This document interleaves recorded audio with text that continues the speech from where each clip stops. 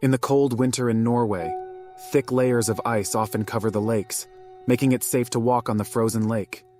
This was also the case at Lake Svartediket, where, in the early 20th century, there happened a tragic accident.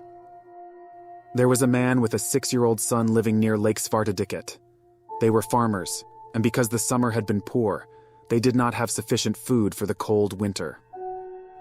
When winter came, they ran out of food, and because of their hunger, they were driven out to the frozen lake to catch some fish. They were out in the middle of the lake and cut a hole into the ice, big enough to drop a line with bait on it and pull up whatever they could catch. They spent all day on the lake, but when dusk came, and they decided to head back to land again, the father fell through the ice near the hole they had cut. He plunged into the dark and ice-cold water, and the entry hole he made from his fall was instantly covered by ice. He could not find his way up again in the dark, but swam towards the light from the small hole he had cut earlier. The ice-cold water deprived him of strength quickly, and he couldn't push through the hole. The panic soon left his body, and calmly, with only his head sticking up through the ice, he spoke to his son and asked him to hold onto his head to keep it above water so he wouldn't drown. The boy cried, but held onto his father as his life slowly left his frozen body. But the boy never let go. No one had heard any screaming coming from the ice that night, and it was only in the morning that 2 woodchoppers who were out in the forest for work spotted something out on the ice. It was a horrible sight they met, because out in the middle of the frozen lake, they saw a boy with his hands frozen to his father's head.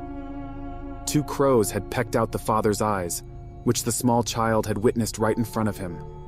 They tried to get the boy free, but he was stuck and in poor shape, though still alive. So they had to decide quickly, and with an axe, they chopped off the boy's small arms to get him loose, hoping they could save him. Then, they cut off the man's head so his body would sink into the lake. The 2 woodchoppers since told that they would never forget the despairing eyes of the boy and the frozen tears on his cheeks when they carried him ashore, cold, without arms, and almost lifeless. But the boy's life could not be saved, so they sat with him by the beach until he died. They then covered him with a woolen blanket and carried him out on the ice again, where they cut a hole to push his dead body under the ice so that he could forever rest with his father. Since this tragic event, it is said that if you ever hear crying coming from the middle of Lake Svartediket, the lake will freeze to ice overnight.